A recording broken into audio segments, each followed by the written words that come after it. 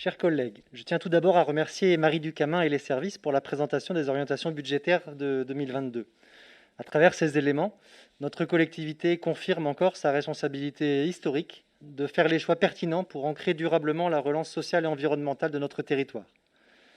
Tenir le cap de la transition, malgré les incertitudes, c'est maintenir nos engagements avec un haut niveau d'investissement à hauteur de 140 millions d'euros. Pour maintenir ces investissements qui préparent l'avenir de notre métropole, nous assumons d'avoir recours à l'emprunt, en restant toutefois dans des ratios d'endettement soutenables, notre capacité de désendettement restant en deçà de 8 ans. Tenir le cap, ça veut dire par exemple tenir le cap sur le développement des mobilités actives, qui reste une priorité métropolitaine avec le réseau express vélo et le schéma directeur, ainsi que le développement des aménagements de voiries favorisant le bus et le covoiturage. Tenir le cap sur les objectifs d'économie d'énergie via la politique d'éclairage public à hauteur de 58 millions d'euros sur la période 2022-2027. Tenir le cap sur le dispositif éco-travaux à hauteur de 39 millions d'euros sur la même période. Encore sur le développement de l'économie circulaire et l'amélioration continue de la gestion durable des déchets. Et également, ne l'oublions pas, sur la mise en place d'un plan métropolitain des solidarités en 2022.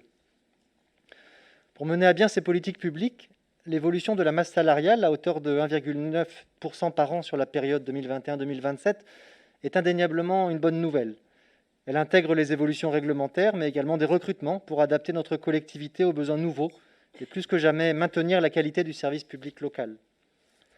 Dans ce contexte, la mise en œuvre des 1607 heures au 1er janvier 2022, imposée par le gouvernement, est un signal malgré tout négatif en direction des agents de notre collectivité et pour le moins paradoxal au regard de leur investissement pendant la crise sanitaire. En marge de cet aspect RH, nous soulignons également l'avancée que représente la présentation détaillée des indemnités des élus métropolitains et de leur représentation dans les organismes extérieurs. Avancée notamment en termes de lisibilité pour le citoyen. En remarquant néanmoins que ce tableau souligne surtout, pour bon nombre d'élus, l'inadéquation entre leur volonté d'investissement et leur indemnité. Ça repose la question du statut de l'élu, mais redit aussi le caractère perfectible de notre échelle indemnitaire qui ne favorise pas assez la diversité du personnel politique et maintient un certain fossé entre professionnels et quasi-bénévoles de l'engagement métropolitain. Pour en revenir aux enjeux stratégiques de notre mandat, nous voulons pointer malgré tout quelques alertes.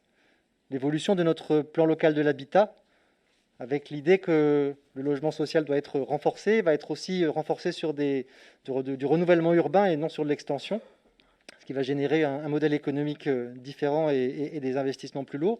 Futur budget consacré également à l'hébergement d'urgence.